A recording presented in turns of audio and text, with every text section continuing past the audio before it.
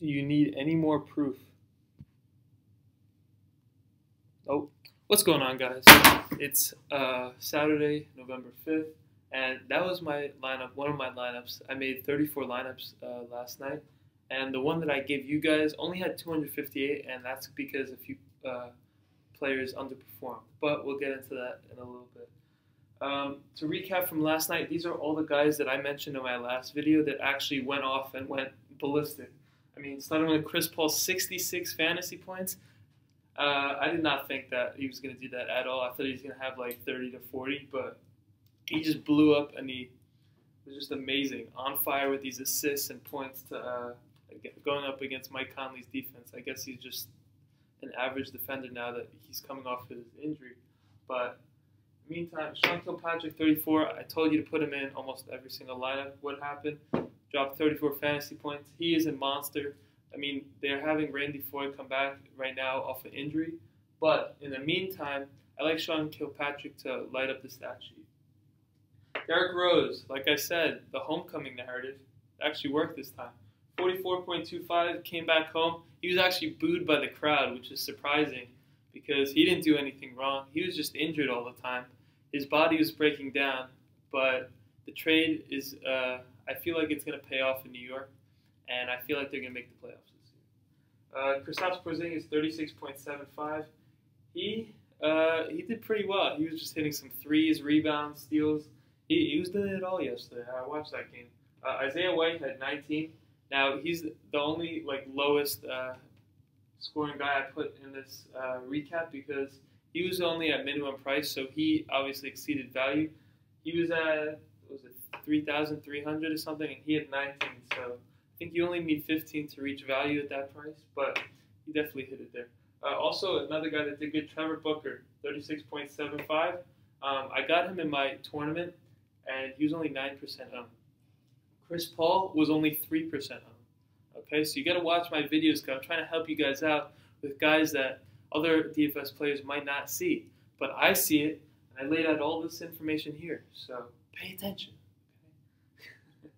Okay? John Wall also, coming off that 60 fantasy point game, he dropped another 47.5. So he did fairly decent at that 8,500 salary price.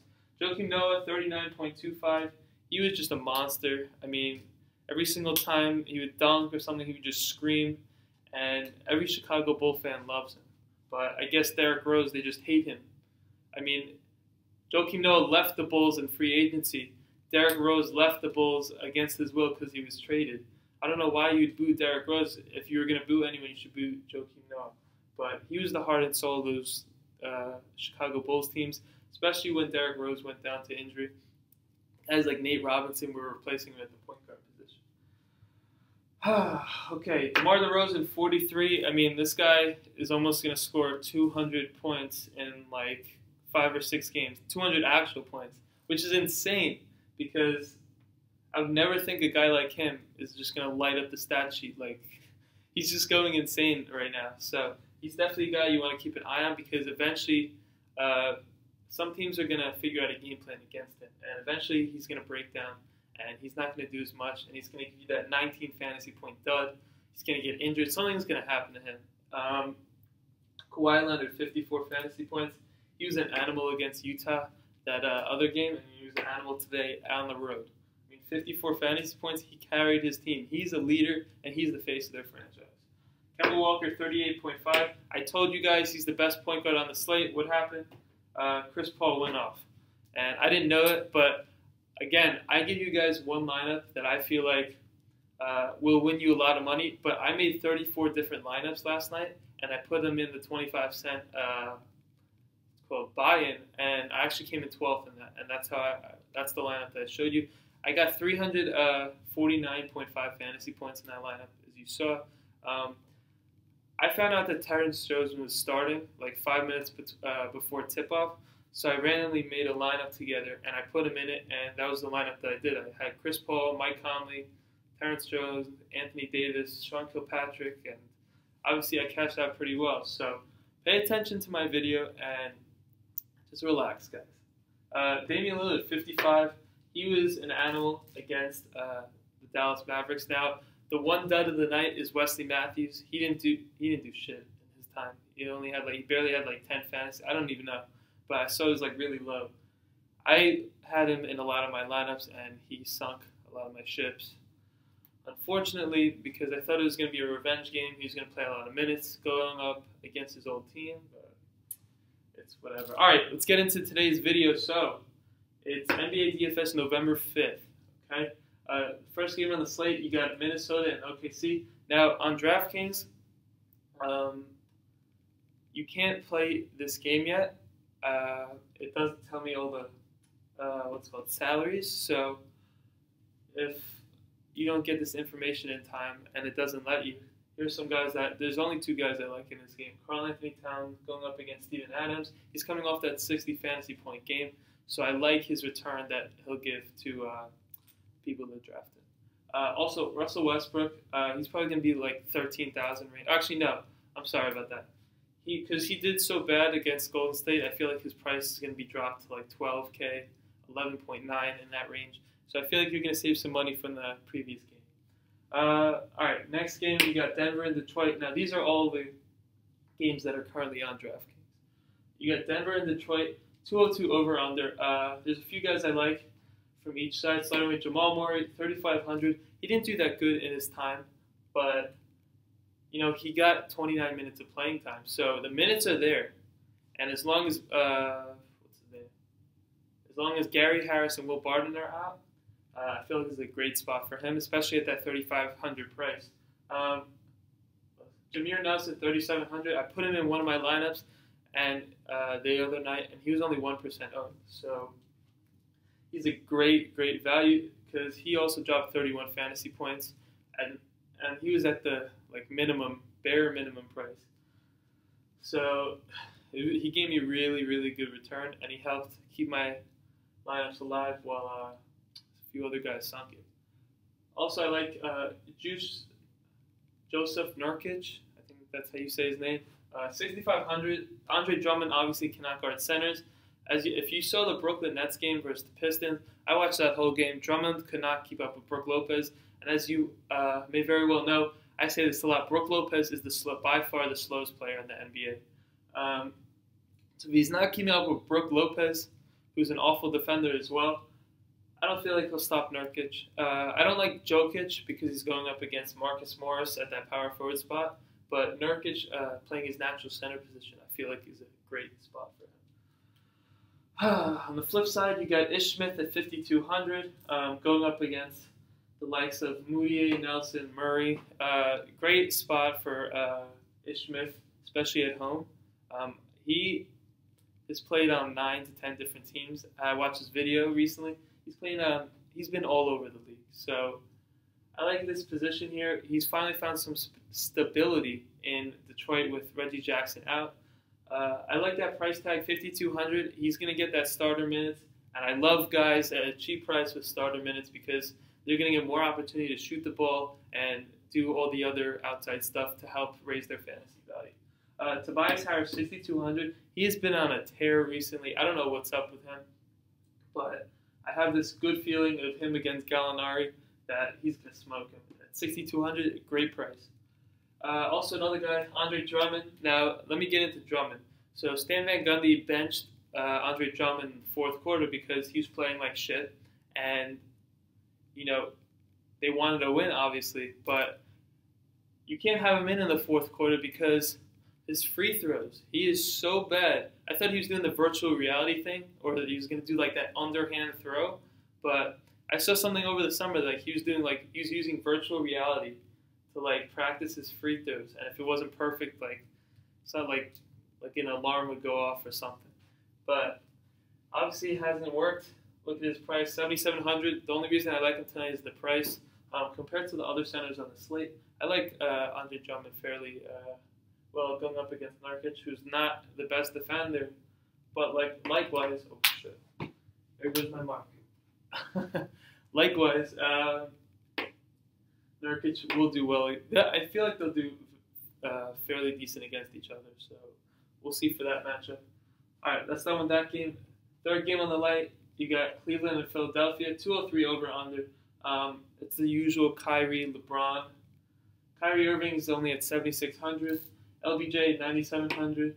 Kevin Love 7,400, and Tristan Thompson 4,900. Now Tristan Thompson the other night, he's a guy that I want to target as well because he went off the other night and he had 43 fantasy points. So I like this spot a lot, especially going up against the likes of Joel Embiid, Jahlil Okafor. He's in a great spot. Kevin Love 7,400. They want to put him. They want to make him more involved in the offense. So if LeBron and Kyrie aren't playing as much, which I still think they are, I feel like they're going to smoke Philadelphia and blow them out of the water. But, this is a great spot for them. And I feel like they're just going to – if it turns into a blowout, I could see them leaving Thompson and Kevin Love on the floor a little bit longer and putting in the likes of Kay Felder, Richard Jefferson, and Iman Shumpert. Iman Shumpert actually did fairly decent the other game, so if you want to consider him as a pump play, by all means, go right ahead. On the flip side, you got Sergio Rodriguez, 5,300. Starting point guard, he's playing like roughly 25 to 30 minutes per night, with T.J. McConnell backing him up for the rest of the minutes. Going up against Kyrie Irving, who's not a great defender, but this price tag alarms me a little bit, but the production is there every single time he's at home, so I like this spot for Sergio a lot. Also another guy to target, Joel Embiid, 5,600. Now, he's only playing 24 minutes a night, but he's producing, obviously, as we can see. Especially that price tag, he can get you 30 fantasy points in limited time. He's going to put up points in a hurry. He's going to get rebounds. He's the next Hakeem Olajuwon. You know what? He's even better than that. He's the next Joel Embiid.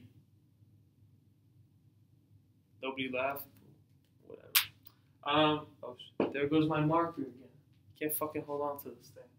What's it called? All right, so that covers that game. Next game, you got Washington and Orlando. 205 over under. You got Thomas Santoransky at 3,500. Now, John Wall is supposedly sitting for this game for rest, due to rest purposes. So I saw something that the coach likes. Scott Brooks likes Thomas over Trey Burke. So this is a great spot for Thomas to get at least 24 minutes tonight or more, with Trey Burke backing him up for the rest. If he's starting tonight, I like him a lot, especially at that 3,500 price tag. That is a great price. That might be my pump play of the day. Also, I like Markieff Morris, 5,500. In his last game yesterday, he had 38 fantasy points. And I didn't pick him until I heard news that the coach wanted to give him more touches. So I was like, all right, the offense is going to involve him a lot more. So I put him in my lineup, and I won some money. He was in my winning lineup from last night. Another guy I like, Jason Smith, 3,000. He's a dirt cheap punt at the bare minimum price. He's going up against his former team. Now, if they bench Gortat a little bit, I feel like this is a perfect spot for Jason Smith. Nobody's really been talking about him at all. Like I did a lot of research today. Now, one person has mentioned Jason Smith, but I'm just going to go out there and say, if he gets the playing time at 3,000, he can definitely exceed value or reach it for the bare minimum. Next game, you got Chicago and Indiana. Now, this is a little bit better. 212 over under. Now, I looked at these guys faced each other a few weeks ago, and a lot of their guys canceled each other out. But there's two guys in particular that stood out to me in this game. Rajon Rondo, 6,400. He had 29 fantasy points in that prior meeting with Indiana. But, there wasn't a lot of good stats. There wasn't, someone overwhelmingly doing, outstanding against this team. So both of their defenses cancel each other out, besides these two guys who stood out to me when I was looking through the roster. On the flip side, you got Myles Turner, 7,100. He had 33 fantasy points in that other matchup. I feel like he can bang down low with the likes of Taj Gibson and Robin Lopez.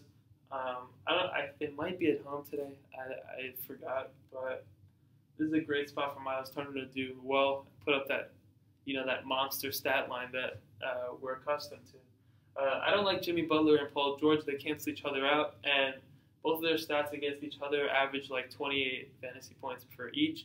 Obviously, that's not reaching their values, considering their salaries are $7,900, $8,000, whatever.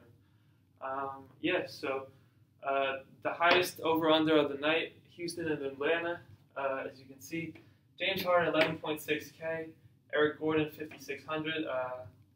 Harden's a lock. He's a must play tonight because he's going up against Dennis Schroeder, who I looked up some defensive stats. He is one of the worst point guard defenders in the league. Even though everyone says he's a defensive-minded point guard, I don't know what defense he's playing. So if he's going up against James Harden tonight, I like this spot a lot, and there's only one reason. Dwight Howard is on the other team. I feel like he's going to be motivated to kick Howard's ass because he left them. Well, them two can never coexist together. So this is also a great spot. Just like the home narrative with Derrick Rose and Joakim Noah, great spot to fire up Howard and Harden if you wanted to stack them both in one lineup. That's what I'm probably going to do. But because I just love this matchup. It's so juicy.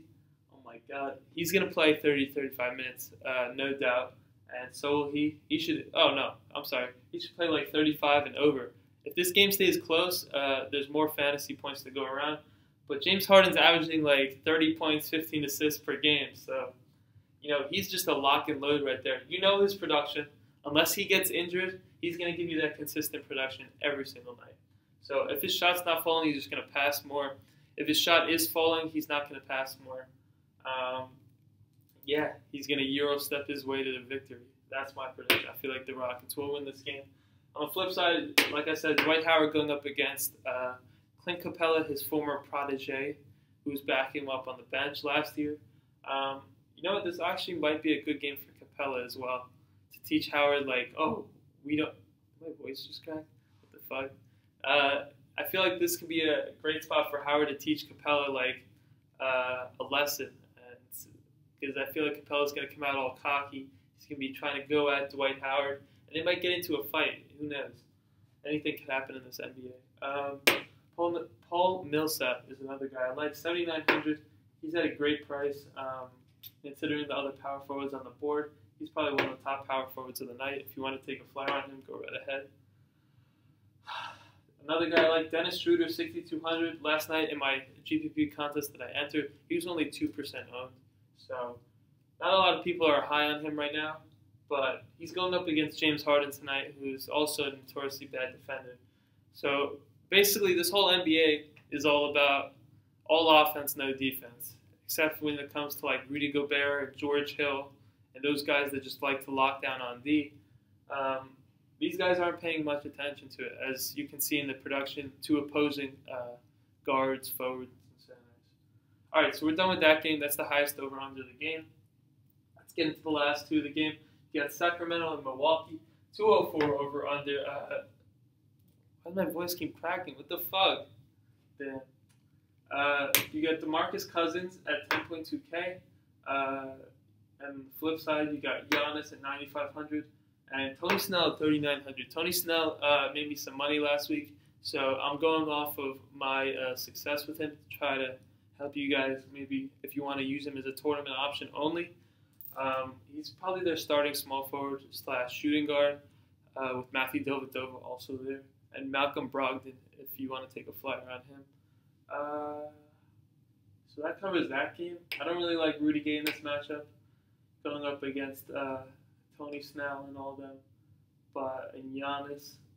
But Cousins is the only guy I like because he's going up against, Greg Monroe defense, which is nothing. All right, the last game of the night, the ugliest over-under of the night, 197. Clippers, San Antonio Spurs, 197. A few guys I like.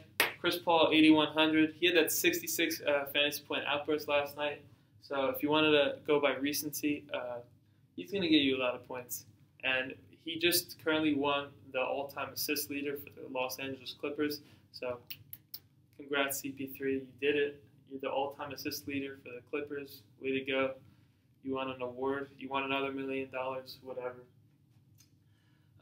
DeAndre Jordan, 6,600. His price intrigues me a little bit because compared to the other centers on the slate, he's going to get you 30 to 35 minutes this game, especially they're going to need him going up against Pau Gasol, and I feel like he's going to dominate Pau Gasol on the boards. So I feel like he has that 25 fantasy point floor with 50 fantasy point ceiling and upside.